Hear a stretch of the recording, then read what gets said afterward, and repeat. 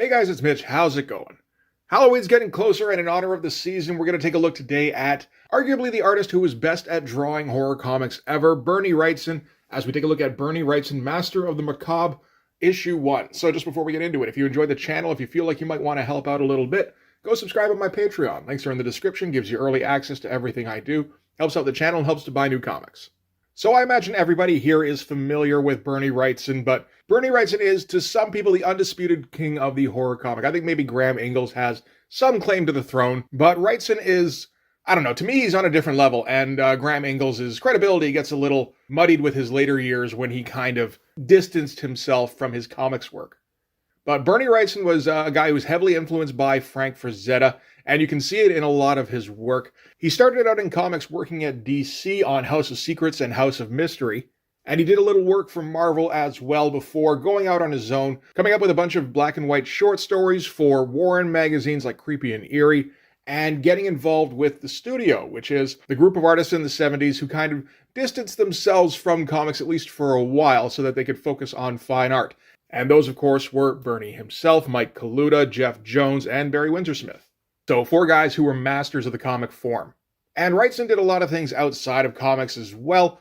He did a fair amount of book illustrations, most notably probably for Stephen King with Cycle of the Werewolf and The Stand, and one of the Dark Tower books. And there's also his famous Frankenstein plates, where he did illustrations for Mary Shelley's book.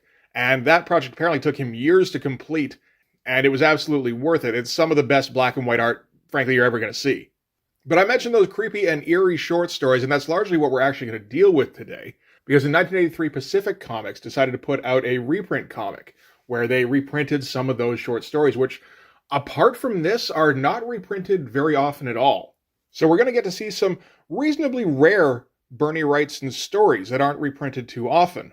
So let's get started. We don't have to spend too much time on the cover. The covers for these are usually blown up panels from the interior, although even that has a fair amount of value because the cover, for instance, on this is blown up quite a bit. This is a bit of a small panel inside this book, and it lets you get a really good look at just how good Bernie Wrightson's line work was. This is all going to be done with pen and brush and ink.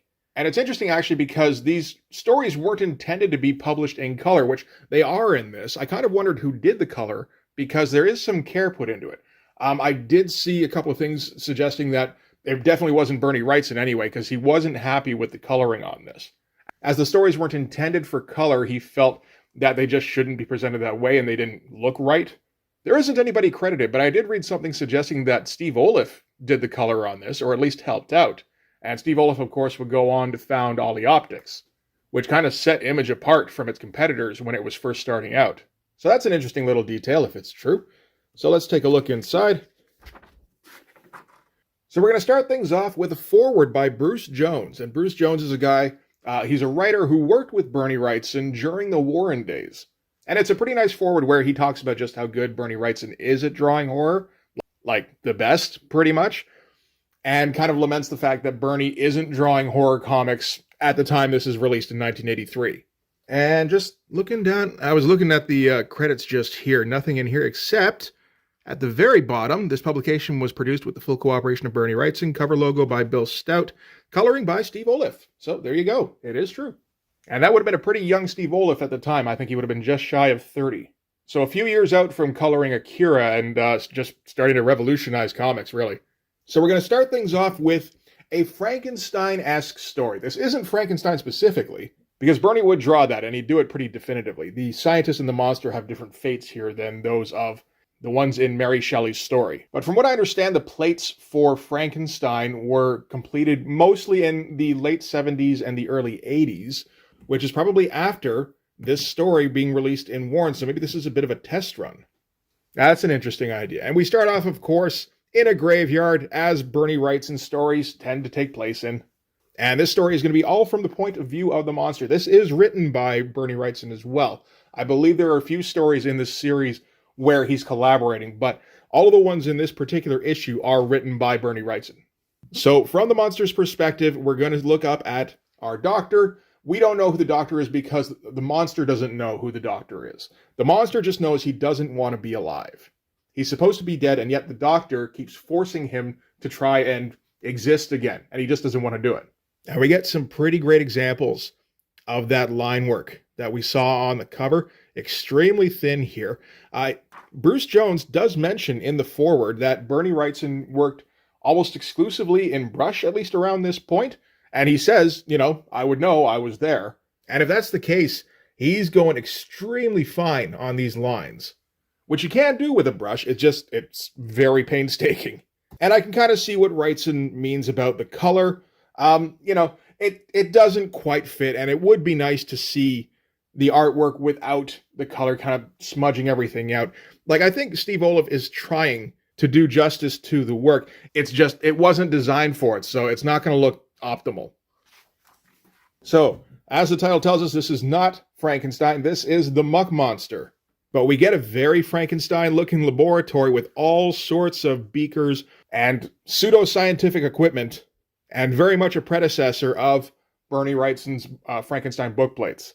So our scientist here, who is not as skilled as Dr. Frankenstein, we have to assume, isn't successful in bringing his monster to life because the monster says, "Fuck you, buddy, I don't want to live." And so he just ends up yelling at this corpse lying on his table and ends up eventually chopping him up, throwing him in some acid, and just dissolving the pieces and letting them flow down his sewer drain.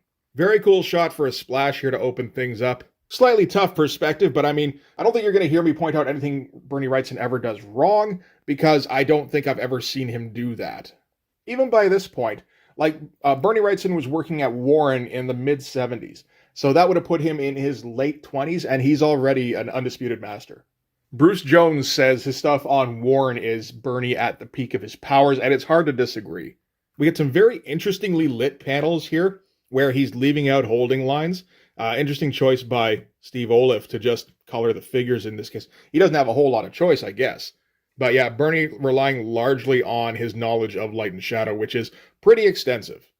And then, the monster being flushed down the sewer. And again, a very nicely shadowed shot of the sewer grate here with all the muck sliding down into the tunnels. And an awesome combined splash here. This is 6 panels making up one big image as the muck goes sliding down the mountain here, back towards the cemetery. But this shot is just fucking masterful. Just incredible choice to have this broken up like this. So you get that sense of the muck just flowing down the river instead of having it as a steady stream. And, cool coloring job by Steve Oliff here, actually, where you get the impression he's trying to be a little bit subtle. At least on this page. It doesn't always happen. That's how it's going to go. All right, so from there, the muck flows down into the cemetery, into the earth, and envelops one of the corpses down there, giving life to that corpse.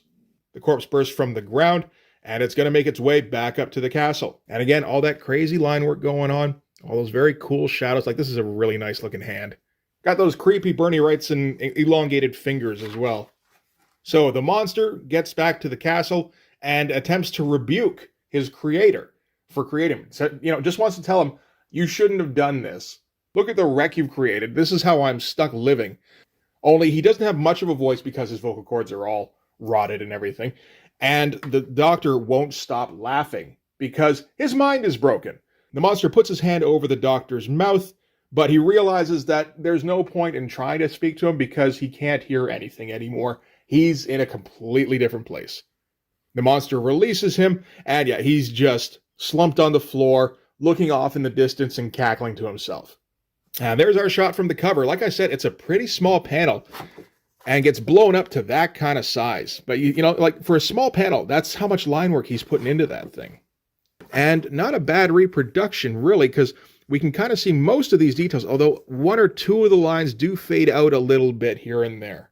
So the monster goes out to just view the land because there's nothing really else he can do. He can't be a part of anything. He can't integrate himself into anything, really. So all he can do is just witness the land at this point and just admire creation and then slowly get frozen back into a hulk and rot and hopefully die again. But incredible panel here of the monster just kind of taking a view of the valley. And this is all extremely fine line work. Just wild stuff. And he is able to get values out of varying the line work a little bit here and there. So providing a bit of shadow on these mountains. It's extremely skillful. The next story we're going to get is going to be the story of a sea monster with a prologue. Again, Bernie Wrightson likes his prologues. In this, a man is paid to debunk the Pepper Lake sea monster. So he goes down to the town, he takes a boat, and he ventures out into the lake himself. Some wild stuff with the water here. Like, this is some thick brushwork compared to these very thin lines that he's getting up here. Again, probably like similar tools. And I like what Steve Olaf's doing with the color here, where he's using largely primary colors, but it's like very vibrant. And of course, he runs into the sea monster almost immediately in an awesome splash page. You get your roiling lake, you get your huge dark clouds here and the monster itself. And the boat here nicely, like not quite silhouetted against the water, but pretty close. All this stuff here is all churning, a lot of brushwork around, not a whole lot around the boat itself. So yeah, just kind of framing the focus of the page. The guy gets a good close look at the sea monster before it dives back into the water and then takes off. We get this kind of classic shot here of the guy just yelling after the sea monster, but that's an extremely famous shot, of course, with incredible lighting. I thought for a second he might be doing some line work on the face, but I don't think he is. I think it's all just penumbra here. And then as soon as the sea monster leaves, the sea's calm and the storm goes away. But like, that's an incredible couple of pages. The guy goes back to the town and he starts telling all the townsfolk, it's real and I'm going to trap it. And the townsfolk are all blasé about it. They're like, oh yeah, no, I saw him before. He's big, right? And this guy here is like, oh, that'd be a good idea if you caught him. That might help the fishing. So he's not going to get any help, and it seems like nobody takes him particularly serious. So he goes, fine then, I'll do it myself, in an incredible shot here of him looking out on the lake, out into the sunset. Just wild shadowing. So the next day he goes into town, he picks up a shit ton of fish nets and a whole bunch of rope, and cuts down a few logs, and he's going to make himself a trap. These must have been a bitch to draw. There's so many fine details in here. But then again, this is the guy who drew the big double-page Frankenstein plate that had like 3,000 beakers in it. I don't think we can call into question Bernie Wrightson's dedication to detail. Again, some great shadows, some classic Wrightson shadows. I like this one too. This is a great composition. So after a couple of weeks, he's able to build his trap. It's a huge series of nets in the shallows off the shore. And then one night he goes out, he kills himself a half dozen cows, ties the meat to some barrels that he floats near the poles, and then waits for the sea monster to come for the bait. And it doesn't take too long before it does. He wakes up and it's thrashing around inside the nets. Very nice looking stuff. Looks like just kind of basic hatching for these nets. Well, some of them anyway. This stuff is much more detailed. But he does keep it consistent, which I think would be a little difficult. Again, very nice shadowing where he's butchering the cattle on a moonless night. And the next morning, he has his sea monster. It still hasn't escaped. And he gathers the townsfolk to, take a look at the fish I caught. And they're like, cool, what are you going to do with that now? And he tells them his plans. He's going to put it on a flatbed and, like in an aquarium and take it around to show it to everybody. And eventually when he's done with it, he's going to sell it to science so that they can dissect it and learn from it. And he's going on and on about his plans and doesn't happen to notice that the townsfolk are all brandishing weapons at this point. Nice lighting choices on the villagers here, where it feels like they're not quite lit the same way as the guy himself. Much more sinister looking. Very cool stuff. And the villagers all beat him to death. That's his hand there in the foreground. They release the sea monster back into the lake. And they're all like, shame about that guy. He seemed okay. And it's like, yeah, no, it is a shame. However, at least by adding a death, we'll increase the tourist trade. So a little bit of a joke to end on, which I think Bernie Wrightson is actually kind of fond of. But yeah, that's another great panel. That feels like it should be iconic, but I don't think I've seen it outside of this. And now we're going to get the third of our three stories. This is Edgar Allan Poe's The Black Cat, which I wonder how faithful it is to the original. I don't think I ever read the original, but it's extremely gruesome and mean-spirited. But in this, we're going to get the story of a rich guy with his pretty wife and how they one day got a cat. It's a tale as old as time. Nice shot of the idyllic house. Well, it's a bit of a Wrightson-esque Mons in the middle of nowhere. Like, this looks like it would have fit in fine in something like House of Secrets. But very cool background stuff going on here. And of course, just all the detail in the world. This is ridiculous. Yeah, in this one, the color gets a bit more garish. And I feel like that doesn't even really detract from anything, because this is a really garish kind of story. This is just a story of a guy who hates his fucking cat. He talks about how, they'd hang out in the house, they'd just be reading and everything. And the cat eventually grew to love them and loved him best of all. It'd always be hanging out in his lap. And eventually he's like, this fucking cat won't leave me alone. And it's always around, it's always purring. That goddamn purring and rubbing up against him and asking for attention. Fuck, I hate that cat. So this is really just a story of a guy who's an asshole and probably shouldn't have gotten a cat. And eventually he gets so pissed off at this thing that he's like kicking at it and just like throwing it off his bed. And one night he comes home and he's a little too drunk. And he just says, I'm gonna go pet that cat. And he's like, here, come here, kitty. And the kitty can tell that he's drunk, doesn't want anything to do with him, but he kind of grabs it anyway, and it ends up biting him. And he's a fucking asshole, so he picks up the cat and cuts out his eye with a penknife in an extremely nasty looking shot that gets a little too close to the actual, like we don't see the knife penetrating exactly, but it's like the millisecond before it does. It's resting against the eyeball. And this shot here feels like it directly influenced a shot by Sam Keith in Sandman *1, which I think we're going to take a look at next week, so I can point that out at that time. Awesome lighting. Fucking horrible panel. Like awesome panel, but just like, I don't want to look at that. And from then on, the cat kept its distance from him. Imagine that. And there he started taking pleasure in taunting the cat. And his very presence goaded me into every conceivable atrocity. And I was like, what does that mean? Are you saying that you started killing people and blaming it on the cat? I'm not sure what's happening in this panel. It looks like he might be drowning somebody. Actually, I think that is what's happening. These look like these are arms here. You know what I think he's trying to drown the cat, or at least not trying too hard, because he doesn't kill the cat until the next panel when he eventually hangs it. So maybe he's just like waterboarding it. But yeah, another incredible panel. All the backlighting, like the sun's coming directly from here. So we just see silhouettes of the tree and the cat set against the fucking mountain here. It's wild looking stuff. And later that night, the guy wakes up in bed with his wife and his house is on fire. And they have to escape, cool shot here, where they're just trying to run down the stairs in the middle of the blaze. And then they do manage to make it to safety. And then the next day he checks out the remains, and one of the things he finds is his wall with a relief of a cat with a noose around its neck. So our guy now has been cursed by this cat. And rightfully so. That's what you get, man. And later he's propping up the bar and he's feeling really bad about how he treated that cat. And, which as a sentence on its own would be like, oh, were you not like a good cat dad? Except we know that he was like the worst person ever to his fucking cat. And then one night he spots a stray and decides he's going to take it home, and is very weirded out by the fact that this cat only has one eye and looks identical to his old cat. But he's going to take it home anyway as a way to try and make amends, I believe. That's the intention. And so it takes it back to his new house in the neighborhood here. Awesome shot. Just spectacular shadows.